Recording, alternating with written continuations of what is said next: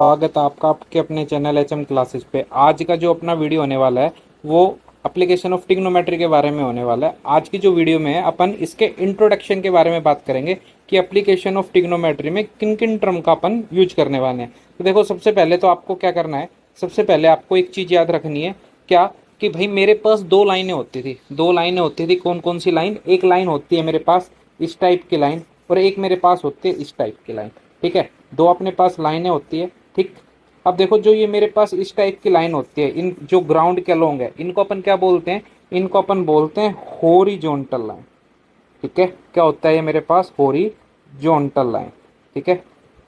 और जो ये मेरे पास ऐसे 90 डिग्री पे है या ऐसे स्ट्रेट लाइन है, इसको अपन क्या बोलते हैं? इसको अपन बोलते हैं वर्टिकल लाइन।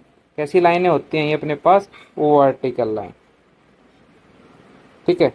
तो आपको ये दो कॉन्सेप्ट याद रखने हैं। क्या क्या? एक तो अपने को याद रखना है कि अपनी हॉरिजॉन्टल लाइंस क्या होगी, दूसरा अपने को याद रखना है वो वर्टिकल लाइन क्या होगी। ये देखो, सबसे पहला जो अपना कॉन्सेप्ट आता है वो आता है लाइन ऑफ साइट। सबसे पहला क्या आता है? Line of site. ठीक है। तो देखो, लाइन ऑफ साइट क्या होती है? लाइन ऑफ साइट आप किसको बोलोगे? तो देखो क्या होता है, the line draw the line draw from the line draw from the eyes the eye of an observer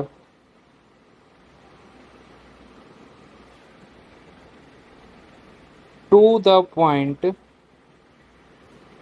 of the object। ठीक है। तो देखो, लाइन ऑफ स्लाइट के लिए क्या कहता है? कहता है वो लाइन जो अपन ने ड्रा करी फ्रॉम द आइज, जो अपनी आइज है, ऑब्जेक्ट की आइज से लेके क्या कहाँ तक, ऑन ए ऑब्जर्वर, क्या कर रहा है, जो आदमी ऑब्जर्व कर रहा है किसी ऑब्जेक्ट को। ठीक है, उसको अपन लाइन ऑफ क्या बोलते हैं? स्लाइट बोलते हैं। अगर दूसरे एग्जाम्पल से अपन समझे कि line of slight in simple way, तो क्या है, मैं आपके पास एक छोटा सा फिगर। तो देखो, लाइन ऑफ स्लाइट क्या होती है? जैसे कि मेरे पास ये शोले मूवी है। शोले मूवी में क्या कर रहा है अपने पास, जो यहाँ पे धर्मेंद्र क्या कर रहा है, यहाँ पे देखो, ये धर्मेंद्र ऐसे टंकी के ऊपर चढ़ा हुआ है और क्या कर रहा है, ये नीचे कूदने की कोशिश कर रहा है। लेकिन अपन इनको मैथमेटिकल समझते हैं कि मैथमेटिकली ये क्या हो रहा है। तो मैथमेटिकली देखो, जैसे कि ये पर्सन है, ये वाला पर्सन है, और ये क्या कर रहा है, इस ऑब्जेक्ट को ऐसे रीड कर रहा है। ये जो ऑब्जेक्ट है इसको ऐसे देख रहा है। तो जैसे ये देख रहा है, ठीक है, तो जो ये जो मेरे पास ये जो ऑब्जर्व कर रहा है, ये अपनी आंखों से इसको ऑब्जर्व कर रहा है, इसी लाइन को मैं क्या कहूँगा? इसी लाइन को मैं बोलूँगा आपके पास लाइन ऑफ स्लाइट। क्या होगी? इसी का ही नाम होगा लाइन ऑफ, क्या है ये मेरे पास? Line of site. इसी का ही नाम क्या कहेंगे? Line of site. क्या? ये जो अपनी आंख से ये वाला जो पर्सन है किसको ऑब्जर्व कर रहा है? इस ऑब्जेक्ट को ऑब्जर्व कर रहा है। तो जो ये सात लाइन बन रहे हैं ना, इसका नाम क्या होता है? Line of site. ठीक है, समझे लाइन ऑफ साइट के बारे में? ठीक है। अब देखो, इसके अंदर दो टर्म का आपको और याद रखना है, एक तो एंगल ऑफ एलिवेशन और एक एंगल ऑफ डिप्रेशन। दो एंगल आएंगे, एंगल ऑफ एलिवेशन और एंगल ऑफ डिप्रेशन। तो देखो, सबसे पहले एंगल ऑफ एलिवेशन क्या होता है?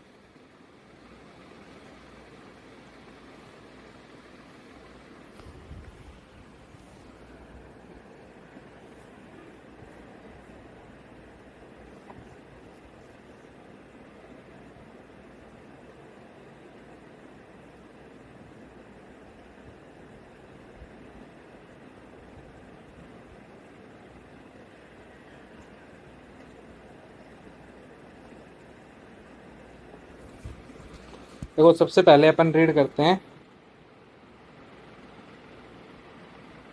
एंगल ऑफ एलिवेशन के बारे में, कि एंगल ऑफ एलिवेशन मेरे पास होता क्या है?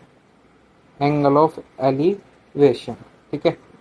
अब देखो, अगर अगर मैं एंगल ऑफ एलिवेशन की बात करूँ तो इसको मैं कैसे डिफाइन करूंगा कि भाई एंगल ऑफ एलिवेशन होता है क्या है? तो देखो, एंगल ऑफ एलिवेशन का मतलब क्या होता है?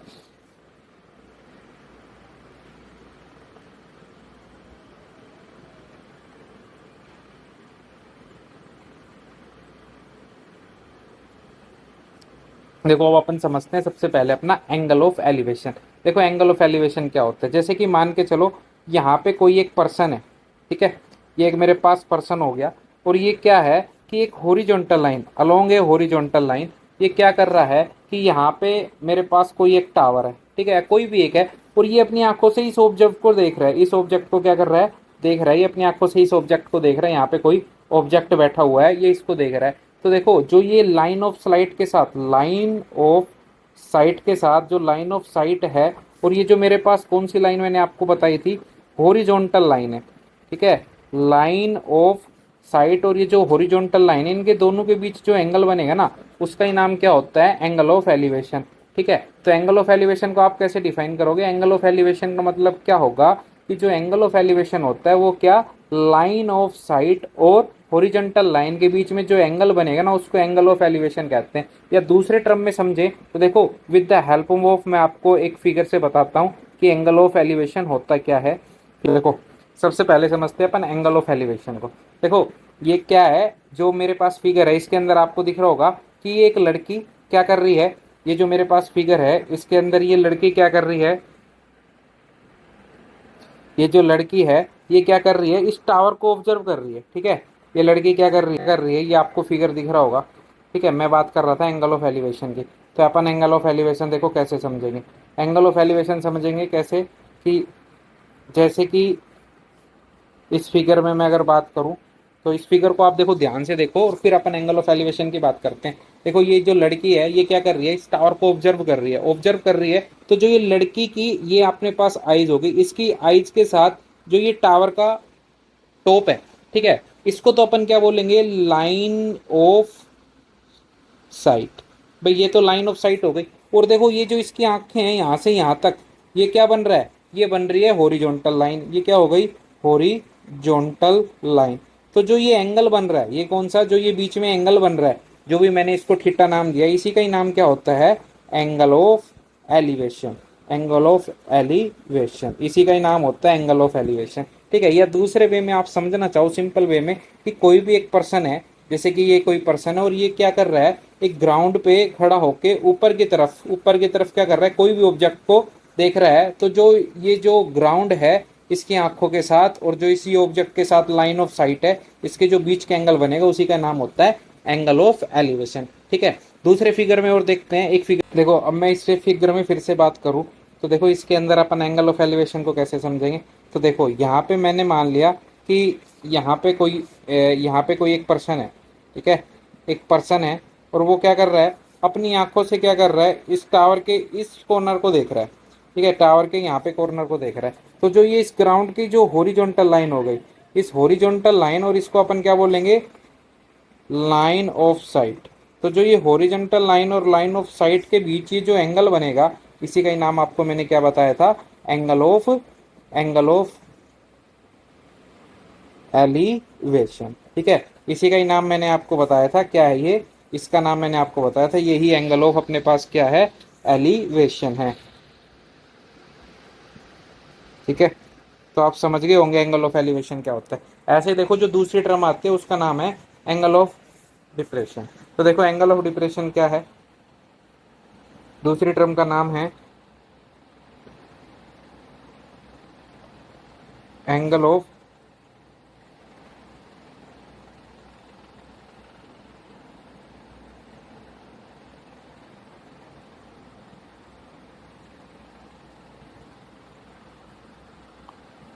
देखो angle of depression, angle of depression क्या होगा। देखो एंगल ऑफ डिप्रेशन को समझने के लिए क्या करते हैं, ये मैंने बना लिया कि मेरे पास क्या है, ए से बी। ठीक है, ये मेरे पास कोई एल्टीट्यूड है, हाइट है, ठीक है, और यहाँ पे एक पर्सन है, यहाँ पे एक पर्सन है, और वो क्या कर रहा है, ये क्या कर रहा है, ये इसके बॉटम को देख रहा है। ठीक है, इसके बॉटम को देख रहा है। तो जो ये पर्सन से और इसके बीच की जो ये आईज है, ठीक है, तो ये तो मेरे पास क्या हो गई, हॉरिजॉन्टल लाइन, हॉरिजॉन्टल लाइन। ठीक है, और ये मेरे पास क्या हो गई, लाइन ऑफ साइट। तो जो ये लाइन ऑफ साइट और हॉरिजॉन्टल लाइन है, इसके बीच जो ये एंगल बनेगा, इसका नाम क्या होता है, एंगल ऑफ डेप्रेशन। या दूसरे वे में आप कह सकते हो, अगर कोई बंदा ऊपर की तरफ से नीचे की तरफ कोई चीज देख रहा है, जो लाइन ऑफ स्लाइड और उसके साथ जो हॉरिजॉन्टल लाइन है उसके बीच जो एंगल बनेगा, उसी का ही नाम क्या होता है, एंगल ऑफ एलिवेशन। देखो इसको भी अपन एक फिगर से समझते हैं। तो फिर अब देखो एंगल ऑफ डेप्रेशन, अब मैं इस पिक्चर की सहायता से आपको समझाता हूँ। तो देखो कैसे क्या बताएंगे कि एंगल ऑफ डेप्रेशन क्या होगा। तो देखो इस पिक्चर के अंदर ये जो बंदा है, जो ये इस टावर पे है, अगर ये इसको ऑब्जर्व कर रहा है, किसको ऑब्जर्व कर रहा है, ये ऑब्जर्व कर रहा है इस लड़की को, ठीक है। ये इस लड़के को क्या कर रहा है, ऑब्जर्व कर रहा है, ठीक है। ये क्या कर रहा है, इस टावर वाला लड़का इस लड़की को,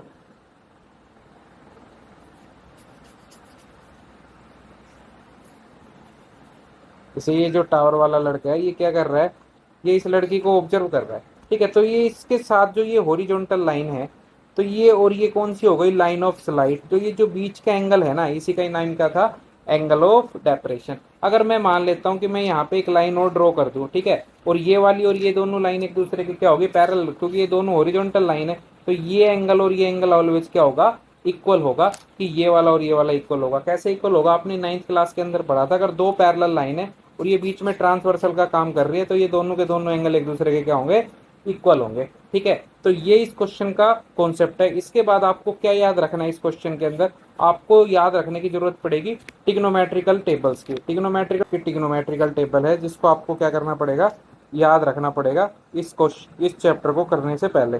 अब देखो, जब आप इसको याद रखोगे तो ये आपको कहाँ तक की याद रखनी है, ओनली आपको ये याद रखनी है, कहाँ तक की, ये आपको याद रखनी है भाई 90 तक, ठीक है।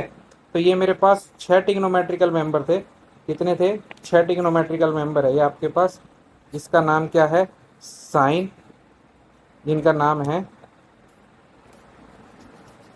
वो। नेक्स्ट आपको इस चैप्टर में क्या याद रखना है, इस जिसका आपको जरूरत पड़ेगी वो इस टिग्नोमेट्रिकल टेबल की। तो देखो, जो टिग्नोमेट्रिकल टेबल थे उसमें 6 मेंबर थे, साइन, कोस, टैन, कोट, कोसिकेंट और सीकेंट।